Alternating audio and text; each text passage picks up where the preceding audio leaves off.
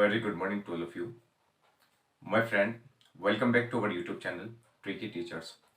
दोस्तों, जैसे कि आपको पता है कि हमारे यहाँ पर क्या है दोस्तों, हम आपको इंग्लिश स्पीकिंग के जितने भी रूल्स हैं बहुत ही आसान तरीके से वो सिखाने की कोशिश कर रहे हैं, जिसमें से 3 रूल्स आपके पूरे हो चुके हैं। आज जो चलेगा हमारा इंग्लिश स्पीकिंग के अंदर इंग्लिश स्पीकिंग। देखिए क्या होता है दोस्तों, इंग्लिश स्पीकिंग यानी कि जो हम इंग्लिश में बोलते हैं वो बहुत ही ज़्यादा एक टफ लैंग्वेज मानी जाती है कि इंग्लिश में बोलना बहुत ज़्यादा मुश्किल है। लेकिन दोस्तों कोई भी काम जब तक मुश्किल है, जब तक उसको हम ना करें, ना सीखें।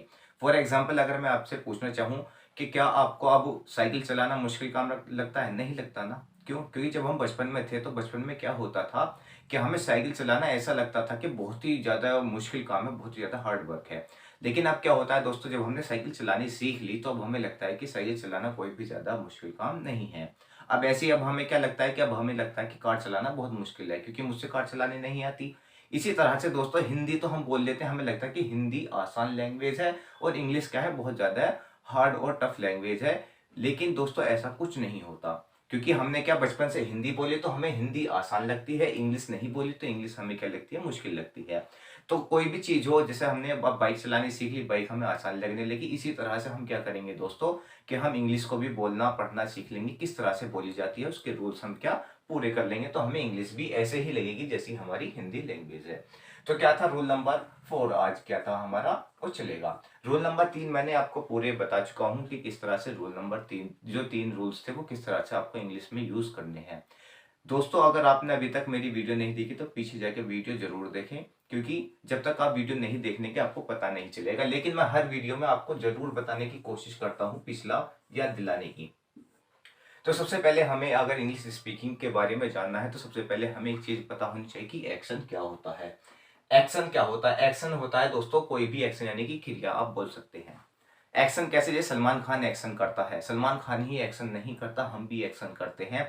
एक्शन का मतलब होता है हमारी बॉडी जो भी काम करती है, जैसे मैं अब बोलने का काम कर रहा हूँ, मैं पढ़ाने का भी काम कर रहा हूँ, या मैं क्या कर रहा हूँ, मैं सोच भी रहा हूँ, मैं लिख भी रहा हूँ, ये सब हमारे एक्शन होते हैं।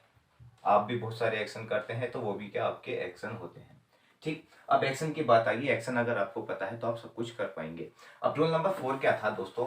रूल नंबर 4, 3 रूल हो चुके हैं, रूल नंबर 4 के ऊपर बात क्या हम अब बात करते हैं। रूल नंबर 4 जो होगा हमारा वो फ्यूचर से रिलेटेड होगा, कि फ्यूचर के बारे में अगर हमें कोई भी बात बतानी है कि मैं वो काम करूंगा, या मैं वहां जाऊंगा, या मैं ये करूंगा, या मैं वो करूंगा, मैं ये कोर्स करूंगा, मैं ये पढ़ूंगा, या मैं ऐसे क्या मुझे दिल्ली जाना है, मुझे मेरठ जाना है, तो वो किस तरह से बतानी है। तो आपको कुछ नहीं करना होता दोस्तों, सबसे पहले आपको पता होना चाहिए विल का। फ्यूचर के लिए अगर हम कुछ भी बताते हैं स्पीकिंग के अंदर तो हम विल का यूज करते हैं। एक चीज होता है दोस्तों शैल, जो स्कूल में हमें बताया जाता है कि आई के साथ में हम शैल का यूज करते हैं। अभी मैं आपको दोनों बातें बताऊंगा कि शैल क्या होता है और विल का यूज कैसे होता है। स्पीकिंग के अंदर हम हमेशा यूज करते हैं आई के साथ विल का। जैसे कि अगर मैं कहूँ कि मैं दिल्ली जाऊंगा जाऊंगा तो इसके लिए रूल होता है दोस्तों, अगर मैं फ्यूचर के बारे में बताना चाहता हूं कि मैं ये एक्शन करूंगा, मैं ये एक्शन करूंगा, ये जैसे अभी आप पढ़ रहे हैं, पढ़ने के बाद में आप क्या कुछ खेलने जाएंगे या कुछ आप अपने काम से जाएंगे या मार्केट जाएंगे, तो फ्यूचर के बारे में कैसे बताएंगे? मैं अपने लिए आई का यूज करता हूँ, आई। और फ्यूचर की बात के लिए मैं विल का यूज करता हूँ यहाँ। जैसे ही मैं विल लगाऊंगा तो अगले जो हमारे सामने वाला होगा, सामने वाला बंदा होगा, उसको पता चल जाएगा कि फ्यूचर की बात कर रहा है। आई के साथ में अगर मैंने एम लगा दिया तो आई एम एक्शनिंग, यानी कि एक्शनिंग, या I am going, I am going, तो वो क्या आई के साथ में एम का यूज और गोइंग सब बोलते के साथ ही वो पता चल जाए कि वो प्रेजेंट की बात कर रहा है, कि आई के साथ में इसने एम का यूज किया है। आई विल, विल लगते के साथ ही जो आपके सामने वाला है, जो आपकी जिसको आप बोलना चाह रहे हैं, जिसको आप अपनी बात बताना चाह रहे हैं, उसको एकदम पता चल जाएगा कि आई के साथ में विल का यूज होते के साथ ही वो समझ जाएगा कि आप फ्यूचर की बात कर रहे हैं। ठीक, और फ्यूचर में भी आई विल, और जो भी आप काम करना है, जो भी आपको एक्शन करना है वो आप एक्शन लिख देंगे। जैसे कि आई विल गो, एक्शन क्या, जाने का आपको एक्शन करना है, तो एक्शन होता है हमारा जो भी आना जाना, खाना रोना धोना पीना, जो भी हमारी बॉडी काम करती है वो एक्शन होती है। मैं जाऊंगा तो आई विल गो, मैं जाऊंगा, यानी कि आप यहाँ पर जो भी होगा आप यहाँ पर सारे एक्शन का आप यूज कर सकते हैं। अब मैंने आपको बात कही है, एक बात बताई मैंने कि आई के साथ में विल का यूज क्यों करते हैं हम स्पीकिंग के अंदर। I will action, I will गो, इसका मतलब हो गया दोस्तों 99% आपके चांसेस काम को करने के। अगर मैं आई शैल गो लिखूं, आई शैल गो, मैं जाऊंगा, इसका मतलब हो गया मैं जाऊंगा, मैं कभी भी जाऊंगा। ये नहीं कि मैं बिल्कुल अभी काम करूंगा या मैं बिल्कुल अभी जाऊंगा, इसका मतलब ये नहीं हुआ। इसका मतलब ये फ्यूचर में कभी भी जा सकता हूँ, 1 साल 2 साल 10 साल 20 साल, आई शैल गो, मैं जाऊंगा। लेकिन आई विल गो, मैं जाऊंगा, इसका मतलब ये है कि ये हाल फिलहाल में ही एक्शन होगा और 99% इसके चांस है किसके, आई के साथ में विल का अगर आप यूज करेंगे तो इसका मतलब ये है कि आपके क्या कि करंट में ही आप इस एक्शन को करने वाले हैं। आई शैल का अंदर क्या होता है दोस्तों, आई शैल के अंदर आप जैसे लिटिल लतीफ नहीं होते, नवाब होते हैं, नवाब उनका पता नहीं कब वो काम करेंगे, तो आई शैल गो, मैं जाऊंगा। अब ये पता नहीं उनका कब जाऊंगा जी, 10 साल बाद जाने लगे, मैंने तो कहा था मैं जाऊंगा तो मैं अब आ गया, तो मैं चला गया।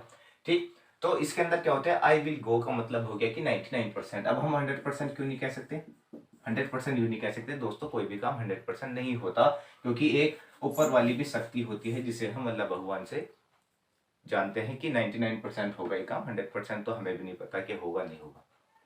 ठीक, तो आई की बात होगी, आई विल गो यानी कि आई विल एक्शन, मैं एक्शन करूंगा। यहाँ जो भी एक्शन होंगे आपके, आई विल स्टडी, मैं पढ़ूंगा, मैं नाचूंगा, आई विल डांस, मैं लिखूंगा, आई विल राइट, मैं बोलूंगा, आई विल स्पीक, मैं घूमने जाऊंगा, I will go to on walk, मतलब I will go to on walk, यानी कि घूमने के लिए, वॉक का मतलब होता है घूमने जाना, या I will go to on morning walk आप बोल सकते हैं। आई विल टेक टी, मैं चाय पीऊंगा, आई विल टेक बाथ, मैं नहाऊंगा। ठीक है, इस तरह से आप क्या कर सकते हैं, इन सेंटेंस का फ्यूचर में बता सकते हैं। अब फ्यूचर के दोस्तों मैं आपको इतनी गारंटी लेता हूँ, जो मैंने क्या बताया था, हर एक रूल मैंने आपको 20% का बताया था कि हर एक रूल आपका 20% की इंग्लिश आपकी पूरी कर देगा। जितने भी आपके फ्यूचर में बनने वाले सेंटेंस है, जितनी भी आप बातें फ्यूचर में करेंगे, बस इस सेंटेंस से आप कर सकते हैं। आप बैठे हैं और आप अपने दोस्त को बताएंगे कि आज मैं पूरे दिन में क्या क्या करूंगा, कुछ भी नहीं, ए टू जेड आपको सब पता होता है, सबकी इंग्लिश पता है।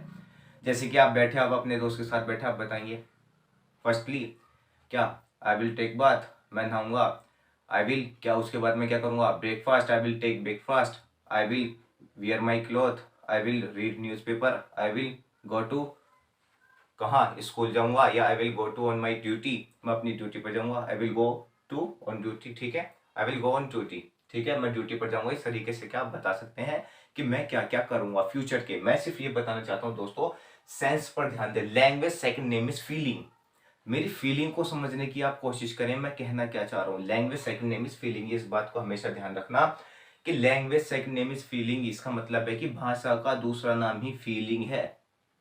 इसका मतलब समझ रहे हैं आप, कि अगर आप अपने आइडियाज को, सोच को अगर दूसरे तक पहुंचा रहे हैं किसी भी लैंग्वेज में, वही आपकी क्या है, लैंग्वेज है, वही आपकी लैंग्वेज बन जाएगी। ठीक है, तो क्या, language second name is feeling, तो क्या हुआ, आई विल एक्शन, ये आपको बात समझ में आ गई। अगर मैं कहूं कि मैं नहीं जाऊंगा, अगर कोई भी फ्यूचर के बारे में मुझे मना करना है कि मैं बिल्कुल भी ये काम नहीं करूंगा, ठीक है, एक्शन पता होना जरूरी है, इस बात को आप पहले बांध लेना। तो आई विल, और मना करने के लिए हम नॉट लगा देते हैं, आई विल नॉट एक्शन, मैं नहीं जाऊंगा, I will not go, I will not, I will not study, मैं नहीं पढ़ूंगा, आई will not play, I will not run, मैं नहीं दौड़ूंगा, आई विल नॉट राइट, मैं नहीं लिखूंगा, आई विल नॉट स्पीक, मैं नहीं बोलूंगा, आई विल नॉट ऑपरेट कंप्यूटर, मैं ऑपरेट यानी कंप्यूटर नहीं चलाऊंगा। इस तरह से आप बता सकते हैं। ये तो आपकी दो चीज होगी, एक हो गया कि हाँ मैं करूंगा, और एक हो गया आपका मैं नहीं करूंगा। अब एक तीसरी बात आती है दोस्तों इसके अंदर, अगर इसका बिल्कुल हो गया 0% चांस, इसने बिल्कुल मना कर दिया मैं नहीं करूंगा। एक चीज आती है आपकी आई में, आई में एक्शन, आई में एक्शन, इसमें आ जाता है आपका 50%, शायद मैं एक्शन करूं, ये भी फ्यूचर के लिए होता है। अगर एक मैं आपको कहानी बताऊं कि हम दोस्त थे, जैसे बचपन में होता है कि स्कूल से टूर जाता है। अब मैडम ने बता दे कि ऐसे ऐसे बातें बच्चों, टूर जाएगा, आप अपने घर पेरेंट्स से आप पूछ लेना कि किस किस को टूर पर जाना है। अब उसमें क्या, क्लास में एक बच्चा ऐसा होता है जो कम हमेशा कह देता है I will go to tour, या I will go to tour. ठीक है, I will go on tour, आप ये भी कह सकते हैं I will go on tour, मैं टूर पर जाऊंगा, I will go on tour. तो उसने क्या कहा दोस्तों, उसने सीधा कह दिया कि मैं जाऊंगा, मेरा नाम आप लिख ले। उसने क्यों कह दिया, क्योंकि दोस्तों एक घर में, सभी के घर में एक पैन नाम का प्राणी पाया जाता है। बुरा ना माने, मेरे घर में भी सभी के घर में पाया जाता है पै नाम का प्राणी, जिसे कहते हैं पापा। ये पै नाम का प्राणी ऐसा होता है, सबके घरों में अलग अलग होता है। अब जिसने ये कह दिया आई विल गो ऑन टूर, उसको पता है कि मेरे जो डैडी है, मेरे जो पापा है, वो मुझे मना नहीं करेंगे, वो मुझे टूर पर भेज देंगे। तो उसने डायरेक्ट कह दिया आई विल गो ऑन टूर। अब भैया एक और बैठा था हम जैसा, उसको पता था अपने पापा के डैडी के बारे में कि वो मुझे बिल्कुल भी नहीं जाने देंगे। तो वो क्या बोलेगा बेचारा सीधा, I will not go to tour, I will not go on tour, मैं टूर पर नहीं जाऊंगा। अब एक ऐसा था जिसमें वो होता है शायद वाला। शायद वाला उसके पिताजी होते हैं मूंडीवादी, उनका मूंड होगा तो जाएगा बेचारा, मूंड नहीं होगा तो बेचारा नहीं जाएगा। अब ये जैसे हमारे जैसे गरीब बच्चे होते हैं बेचारे, इनको क्या होता है, इनको मम्मी का सहारा लेना होता है बीच में कि मम्मी पापा को पटा ले, देखिए मुझे भेज देंगे टूर पे।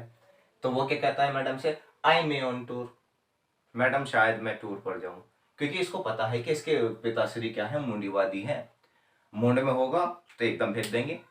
कैसे मूंड में होगा, मूंड बनाना पड़ा जी नौका, नुका जी राके पापा जी, हाँ नुका राकेश का लौंडा टूर पर जा रहा, तो मैं क्या करूं, नुका रा तेरा बाप ना भेजा है, तुम में दमी ना इतना, अच्छा ऐसे करा, ले पकड़ा 10,000 रुपये लेकर जा, नुका जी उसके अंदर तो 15 दिए, तू 20 ले। तो क्या उसके मूड का कुछ पता नहीं, मूड बनाना पड़ा है। अब इन्हीं में एक कैटेगरी और आती है दोस्तों, दिल पर ना लें, देखिए पढ़ने का थोड़ा सा तरीका हो सकता है अपने, देखो पढ़ाने का तरीका ऐसा होना चाहिए जो आपके रिलेटेड, आपसे क्या हो, आपसे ही जुड़ा हुआ हो, आपसे ही को रिलेट हो, यानी कि आपके आसपास में आपने वो चीजें देखी हो। अब एक और होता है, इसमें ही आता है I might, MIGST, I might action. I might action वाले वे होते हैं जो बेचारे 25% में होते हैं। इसका मतलब होता है शायद ही, शायद ही, ठीक है, शायद ही। I might go on tour, शायद ही मैं टूर पर जाऊं, इसका मतलब यह है कि डायरेक्ट सीधी तो ना ना कर रहा, लेकिन क्या कह रहा, शायद ही जाऊं। अब शायद ही वाले से आप क्या बात करेंगे, अब शायद ही वाले के पिताजी जो है ना, वे हो क्वेश्चनवादी, क्वेश्चन उनके दिमाग में क्वेश्चन बना रहे, क्यों जाएगा, कब जाएगा, कहाँ जाएगा, कौन जा रहा, ऐसे जा रहा, वैसे जा रहा, यानी कि ये कुल मिला के इनको मना करना है। ठीक, तो मुझे आई होप आपको समझ में आई होगी विल की क्लास फ्यूचर के लिए हम किस किस चीज का यूज करते हैं। आपको कहना है कि मैं नाचूंगा, आई विल डांस, मैं नहीं नाचूंगा तो आई विल नॉट डांस। ठीक, शायद मैं नाचूं, आई में डांस, और शायद ही मैं नाचूं, चाहे फेयरवेल पे होता है, फेयरवेल पे कौन कौन डांस करेगा, तो शायद ही मैं डांस करूं, आई माइट डांस। ठीक है, मैं पढ़ूंगा तो आई विल स्टडी, मैं नहीं पढ़ूंगा आई विल नॉट स्टडी, शायद मैं पढ़ूं, आई में स्टडी, आई माइट स्टडी। अब क्या हुआ दोस्तों, अभी हमने क्या बचपन से पढ़ते आ रहे थे कि मे का यूज तो मे आई कमिन के लिए होता था, गुरुजी ने एक जगह और अटका दिया, मे का यूज शायद के लिए भी हो। तो जहां पर आपका शायद हो कि संभावनाएं कम हो, 50% हो, तो वहां पर हम मे का यूज करते हैं।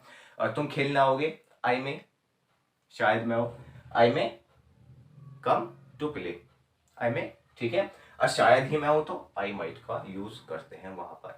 ठीक है, तो आई होप आपको समझ में आई होगी विल की क्लास, बहुत अच्छी क्लास थी। आपको क्या करना है दोस्तों, बार बार इसका रिपीट करना है, बार बार इसको क्या करना है। अब जैसे कि एक एक्शन ले लें, आप कोई भी एक्शन ले लें, राइट ले लें, write a letter, write a letter, ठीक है, राइट अ लेटर ले लें, I will write a letter, मैं एक लेटर लिखूंगा, I will not write a letter, शायद मैं एक लेटर लिखूं, आई में राइट अ लेटर, शायद ही मैं लेटर लिखूं, I might write a letter, शायद ही मैं कोई लेटर लिखूं। ठीक है, इस तरीके से क्या, ये रूल नंबर हमारा 4 था। रूल नंबर 4, इसी तरह से दोस्तों हमारे 3 रूल पीछे हो चुके हैं और एक रूल और बचा है। इन 5 रूलों के ऊपर आपकी 100% इंग्लिश आपकी डिपेंड है। ये 5 स्तंभ है और एक भी कमजोर नहीं होना चाहिए। If you want to be a speaker, so you will have to work hard, आपको वर्क हार्ड करना ही पड़ेगा, कहीं ना कहीं से आपको शुरुआत करनी ही पड़ेगी। दोस्तों आप हमारी वीडियो देखें और ये भी आपको वीडियो देखनी पड़ेगी और इस पर आपको प्रैक्टिस करनी पड़ेगी, because practice make man perfect, practice ही आपको परफेक्ट बनाएगी। जब तक ये आपकी जबान पर नहीं आने का, जब तक आप कुछ नहीं कर पाएंगे। आपको कुछ नहीं करना, बार बार वीडियो देखनी है, बार बार वीडियो देखनी है, कोई भी एक्शन ले लेना है। जैसे कि सुबह से शाम तक आपको मैंने एक मोटिवेशनल वीडियो बनाई थी जिसमें मैंने बताया कि सुबह से लेकर शाम तक जब तक आप सोते हैं, कोई सा भी एक भी ऐसा एक्शन या एक भी ऐसा मूवमेंट आप नहीं करते जिसकी आपको इंग्लिश ना पता हो। जैसे कि मैं बोल रहा हूं तो क्या मुझे बोलने की पता नहीं, तो मैं कह सकता हूँ आई एम स्पीकिंग, मैं बोलूंगा, आई विल स्पीक, मैं नहीं बोलूंगा, आई विल नॉट स्पीक, आप इस तरीके से जो भी आपके एक्शन आते रहे आप उनको क्या करते रहें, उनको रिपीट करते रहें अपनी ज़बान से, अपने मन ही मन में बोलते रहें। जब आपके मन में जो होगा वही बाहर आएगा। किस तरह से, जैसे कि एक गुब्बारा होता है दोस्तों, एक गुब्बारे में गैस भरी जाती है, जो कौन सी गैस, हीलियम गैस। जो आपको क्या, हीलियम गैस ऐसी होती है जो गुब्बारे में भर देते तो वो गुब्बारा भी उड़ जाता है। और एक ऐसी नॉर्मल गैस जो हम अपनी फूंक से ही भर देते हैं, एक वो गुब्बारा है। अब एक गुब्बारा तोड़ रहा है, एक गुब्बारा नीचे गिर गया। अब आपको क्या पता चला कि गुब्बारे के अंदर क्या भरा हुआ है, डिपेंड उस पर करता है कि गुब्बारा उड़ेगा, कि उसके अंदर गैस कौन सी भरी हुई है, क्या उड़ेगा या नीचे ही रहेगा। ऐसे ही आपकी बात है कि आपके अंदर भरा हुआ क्या है, क्या आप इंग्लिश बोलेंगे या नहीं बोलेंगे। क्योंकि जब आपके मन में आप क्या इंग्लिश बोलते रहेंगे तो एक दिन आप क्या बाहर भी इंग्लिश बोलेंगे, आप उड़ेंगे। अगर नहीं बोलेंगे तो आप इंग्लिश नहीं बोल पाएंगे। ठीक है। Thanks for listening to me patiently. Please like and subscribe our channel. Thank you so much.